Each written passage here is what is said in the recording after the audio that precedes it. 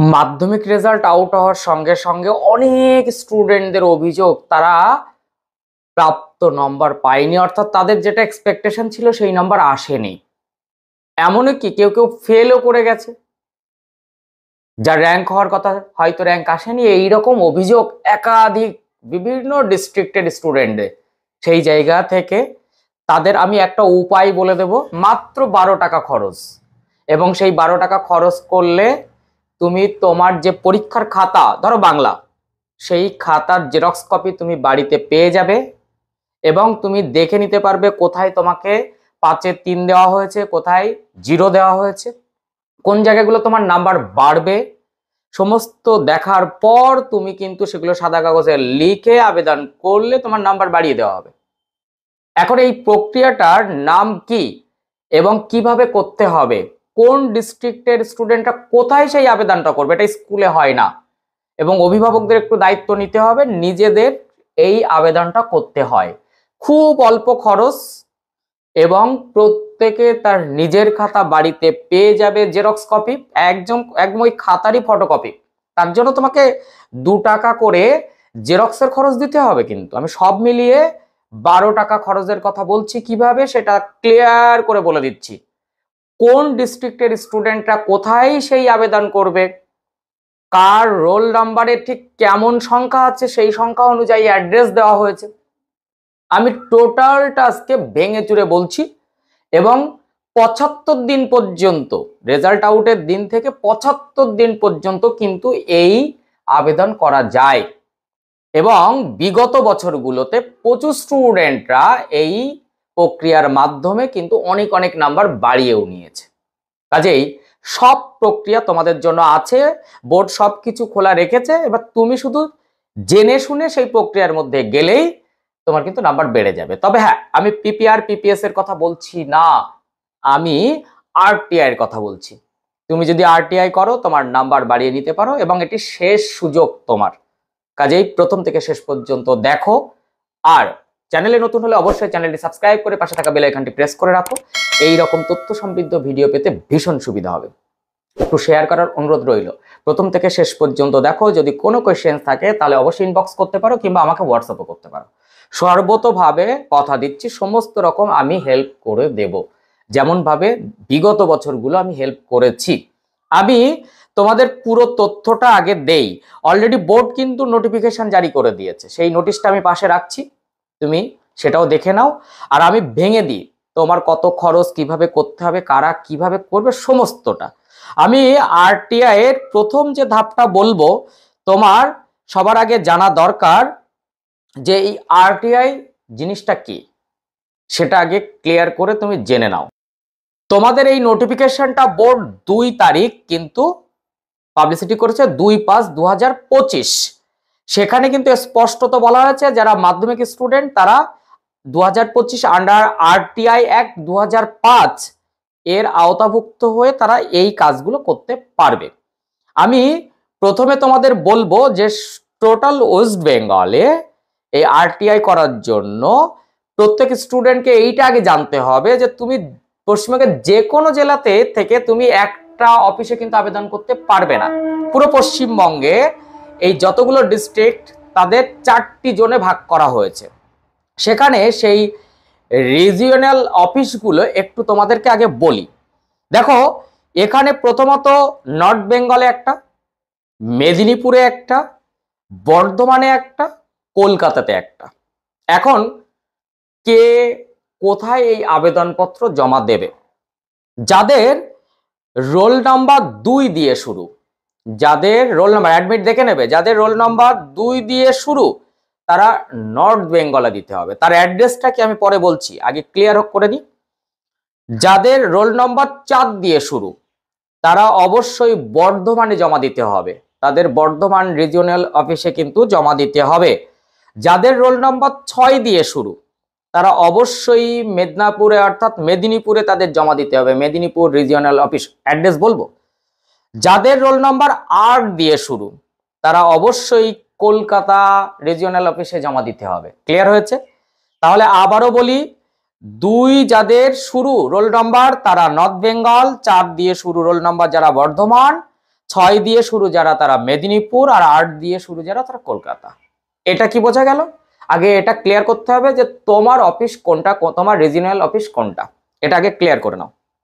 এইবার এই প্রত্যেকটা অ্যাড্রেস আমি ডেসক্রিপশনেও দিয়ে দিচ্ছি, যাতে আমি বলে দেওয়ার পরেও তোমার তো অনেক সমস্যা হতে পারে। কাজেই আমি ডেসক্রিপশনে দিয়ে দিচ্ছি, তুমি সেটা কিন্তু অবশ্যই দেখে ঠিকঠাক করে আবেদন করবে। 3টি পেজের একটা নোটিফিকেশন। তো ফার্স্ট পেজে এই রিজিওনাল অফিসের অ্যাড্রেস কিন্তু দেওয়া রয়েছে তোমাদের, এবং বিগত বছরগুলোতে যেভাবে গাইড করে দিয়েছি প্রত্যেকে কিন্তু ঠিকঠাক করে সেই আবেদন করাতে কোনো রকম তাদের সমস্যা হয়নি। এখন আবেদন কিভাবে করবে সমস্ত পরে বলছি, আগে ক্লিয়ার করি। এইবার প্রশ্ন হচ্ছে যে সেকেন্ড পেজে কিন্তু নোটিফিকেশনে 10টা নিয়মের কথা বলা হয়েছে। সেই 10টা নিয়ম কি কি আমি একটু একটু করে আগে ক্লিয়ার করি, সেই 10টা নিয়ম আগে জেনে নাও। প্রথম নিয়ম, তোমাদের রেজাল্ট আউটের যে দিন অর্থাৎ 2রা মে 2025, সেখান থেকে তুমি 75 দিন পর্যন্ত অর্থাৎ 16ই জুলাই 2025, 16ই জুলাই 2025 লাস্ট ডেট, এই 75 দিনের মধ্যেই তোমাকে কিন্তু এই আবেদনপত্র জমা দিতে হবে। সেকেন্ড কি, তোমার এখানে অবশ্যই অফিসে গিয়ে তুমি জমা দিতে পারো, কিংবা বাই পোস্টেও কিন্তু তুমি জমা দিতে পারো। আমি বলবো বাই পোস্টে তুমি জমা দেবে না। তোমার অভিভাবকদের নিয়ে, যারা গার্ডিয়ান দেখছেন তাদেরও বলবো, আপনারা ছেলে বা মেয়ে যার জমা দেবেন তাকে নিয়ে অফিসে গিয়ে জমা দিন। তাহলে এই মাঝখানের যে পোস্টাল যে সমস্যাগুলো সেগুলো হবে না, ঠিকঠাক পৌঁছাবে।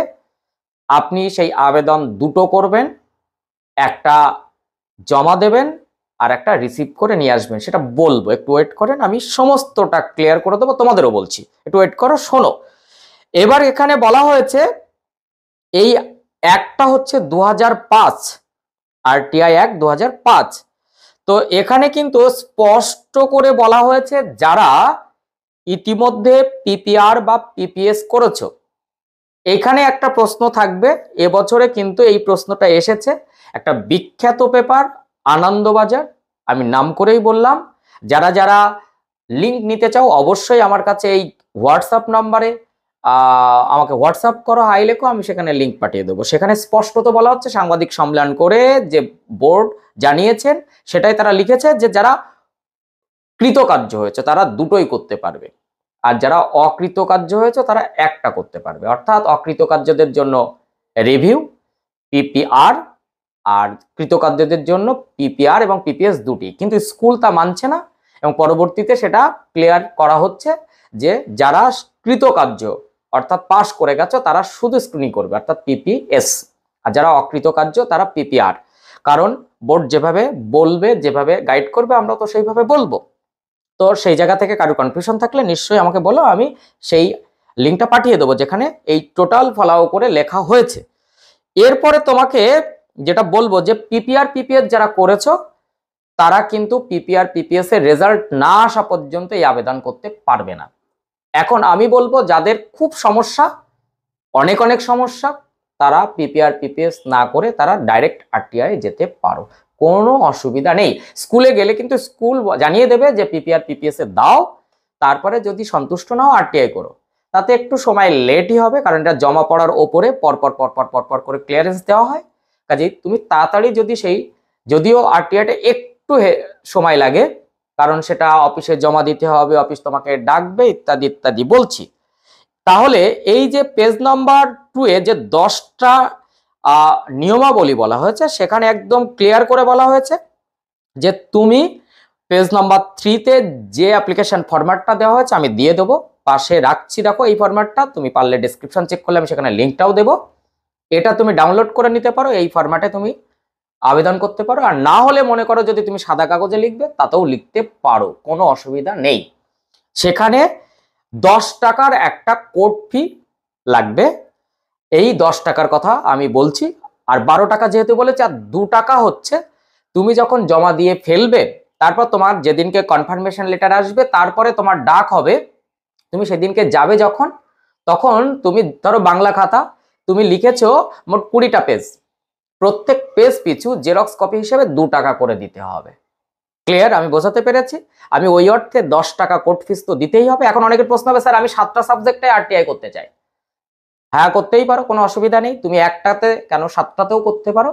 তবে এটা কিন্তু অনেকের প্রশ্ন থাকে, স্যার 7টাতে করলে কি 7টা আবেদন করতে হবে? না, একই আবেদনে তুমি 7টা করতে পারবে। ওই 10 টাকারই কোর্ট ফিসে একই আবেদনপত্রে একই খামের মধ্যে তুমি আবেদন করতে পারবে, কারণ একই পেজে একই আবেদনপত্রে তুমি 7টা সাবজেক্টের নাম লিখে দিতে পারো। যে 2টো করবে 2টোই, 3টে করবে 3টে। ক্লিয়ার? আমি বোঝাতে পেরেছি? কিন্তু যখন তুমি পেজ নেবে, যখন ওই জেরক্স কপি নেবে, তখন কিন্তু তোমার ওই ভাউচার কাটতে হবে পেজ প্রতি 2 টাকা করে। ক্লিয়ার? আমি বোঝাতে পেরেছি? সেখানে কেউ হতেই পারে যে আমি 10টা পেজ পাচ্ছি, তাহলে 10টা পেজের জন্য 10 দুগুণে 20 টাকা। এবার 7টা খাতায় যতগুলো পেজ তুমি নেবে বা পাবে, ততগুলোর 2 টাকা করে পেজ তোমাকে দিতে হবে জেরক্স কপি বা ফটোকপি চার্জ হিসাবে। এখন তোমরা জানতে চাইবে যে স্যার আমাদের কি কি আবেদনপত্রের জন্য কি কি ডকুমেন্ট লাগবে। আমি একদম ক্লিয়ার করে ডকুমেন্টগুলো বলে দিচ্ছি, যে তোমার মাধ্যমিকের মার্কশিট, মাধ্যমিকের অ্যাডমিট, এছাড়া আর তেমন কোনো আবেদনপত্রের সঙ্গে লাগবে না। তবে আবেদনপত্রটা যেন সুন্দর করে লেখা হয়। তুমি বাংলাতে লিখতে পারো, তুমি ইংরেজিতেও লিখতে পারো। আর কেউ যদি মনে করো না এই অ্যাপ্লিকেশনের 3য় নম্বর পেজটা আমি ডাউনলোড করে নেব, সেখানেই আমি অ্যাপ্লিকেশন দেবো, তুমি দিতে পারো, কোনো অসুবিধা তোমার নেই। এই দেখো আমি দেখিয়ে দিচ্ছি, এই হচ্ছে তোমার ফরম্যাটটা। সেটা কি? 10 টাকার কর্নারে কোর্ট ফিস যেটা, তারপর লেখা আছে to regional office and SPIO, তারপরে অ্যাড্রেসটা দিতে হবে, name of candidate, father's name, তারপরে রেসিডেন্সিয়াল অ্যাড্রেস, পিনকোড সহ, কন্ট্যাক্ট নাম্বার, অবশ্যই ভালো করে কন্ট্যাক্ট নাম্বার, ইমেল নাম্বারটা দিতে হবে, রোল নাম্বার লাগবে যেটা তোমার অ্যাডমিট থেকে বা মার্কশিট থেকে দেখে নিতে পারবে, রেজিস্ট্রেশন নাম্বারটা দিতে হবে, তারপরে নেম অফ সাবজেক্ট, ফটোকপিতে তুমি কতগুলো জেরক্স কপি পেতে চাইছো বা কোন কোন খাতাগুলো আরটিআই করছো সেই নামগুলো লিখতে হবে, তারপরে একটা ক্যান্ডিডেটের সিগনেচার লাগবে, তারপরে সেই আবেদনপত্রটা খামে ভরতে হবে, তারপরে তুমি অফিসে গিয়ে জমা দিতে পারবে। তবে এখানে কিন্তু বলে রাখি অভিভাবকদের, কোনো ক্যান্ডিডেটস ছাড়া কিন্তু সেখানে অ্যালাউ হয় না। তবে আপনি যেতে পারেন এইভাবে যে আপনার ছেলে বা আপনার মেয়ে বা অভিভাবক মা বাবা যেতে পারেন এইভাবে, যে তার উপযুক্ত প্রমাণ দিতে হবে যে হ্যাঁ আমি বাবা বা আমি মা, সেই ডকুমেন্টগুলো অবশ্যই কাছে রাখবেন। আমি যেটা বলতে চাইছি, আধার কার্ড সঙ্গে রাখলেন, তার বার্থ সার্টিফিকেট রাখলেন সঙ্গে, ওর মার্কশিট, অ্যাডমিট রেখে দিলেন, তাহলে পুরো ফাইলটা কাছে থাকলে আপনার প্রমাণ করাতে অসুবিধা হবে না যে হ্যাঁ আমি ক্যান্ডিডেটের বাবা কিংবা মা। এটা হতে পারে, তুমি অথরাইজ করে বাবা মাকে পাঠাতে পারো, এটাতে কোনো সমস্যা নেই। আর ক্যান্ডিডেট যেতে পারলে তো কোনো কথা নেই। এই হচ্ছে তোমাদের আরটিআই এর একটা ফ্যাক্ট আমি বলে দিলাম। তবে এখানে কিন্তু একদম বলা হয়েছে যে অ্যাপ্লিকেশন জমা দেওয়ার 15 দিন পর থেকে যে কোনো একটা দিন, অর্থাৎ 15 থেকে 1 মাসের মধ্যে তোমার কনফার্মেশন লেটারটা আসবে। তারপরে তোমাকে জানানো হবে যে তুমি কোন দিনকে অফিসে আসবে, সেই দিনকে তোমাকে অফিসে যেতে হবে, তারপরে কতগুলো পেজ ওরা জানিয়ে দেবে, সেই অনুযায়ী ভাউচার কাটতে হবে, কেটে জমা দিলে তোমার ফটোকপি হাতে আসবে।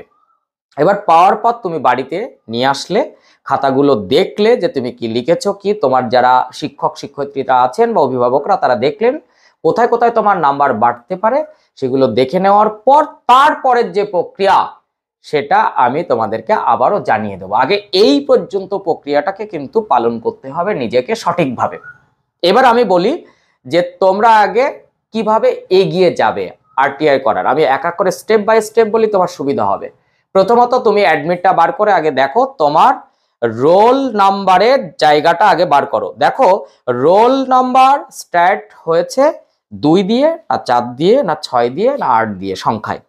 সেখানে যদি তোমার 2 দিয়ে হয় নর্থ বেঙ্গলের অ্যাড্রেস, সেই নর্থ বেঙ্গলের অ্যাড্রেসটা আমি অবশ্যই, শুধু নর্থ বেঙ্গল না 4টে জোনেরই অ্যাড্রেসটা, রিজিওনাল অফিসের অ্যাড্রেসটা আমি ডেসক্রিপশনে দিয়ে দিচ্ছি, সেখান থেকে দেখে লিখবে।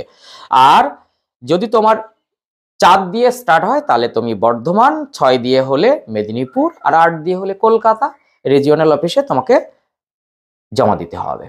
তো এরপরে আশা করি আর কোনো প্রশ্ন থাকবে না। তাহলে 10 টাকার কোর্ট ফিস, তাহলে প্রথমে তুমি কোন অফিস সেটা জেনে নিলে, তারপর 10 টাকার কোর্ট ফিসটা তুলে নিলে। এখন বলবে স্যার কোর্ট ফিসটা আমি কোথা থেকে তুলবো?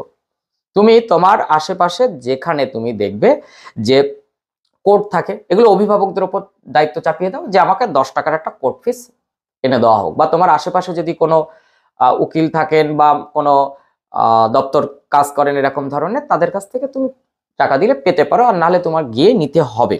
তো 10 টাকার কোর্ট ফিস তুমি নিয়ে নিলে, তারপরে তুমি ওই ফরম্যাটটা ডাউনলোড করে নিলে, কিংবা সাদা কাগজে লিখে নিলে ওই ফরম্যাট দেখে দেখে ওইভাবে ফর্মটা ফিল আপ করলে, করার পর ওর সঙ্গে এই ডকুমেন্টগুলো আমি দিয়ে দিচ্ছি ডেসক্রিপশনে, তুমি সেখানে আবার দেখে নেবে। আমি আবারও বলে দিচ্ছি, তোমার অ্যাডমিট কার্ড, তোমার মার্কশিট কিন্তু সেখানে দিতে হবে, মানে জেরক্স। আর তুমি আবেদন দুটো করবে, একই রকম দুটো করবে, একটা জমা দিয়ে দেবে আর একটা তুমি তাদের কাছ থেকে নোটারি করে নিয়ে আসবে যে যে আমি এটা প্রমাণ আমার কাছে থাকলো। তাই কিন্তু তুমি দুটো অবশ্যই করবে।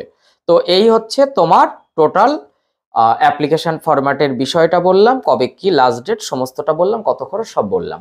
শেষ সুযোগ, যদি কারোর মনে হয় যে না আমি নাম্বার পেতেই পারি, আমার প্রতি বঞ্চনা করা হয়েছে, যেমন আমার কিছুক্ষণ আগে একটা স্টুডেন্ট ফোন করেছিলেন, তার স্কুলের 2জন র্যাঙ্ক হয়েছে, তো 8 প্লেস পেয়েছে রামপুরহাট।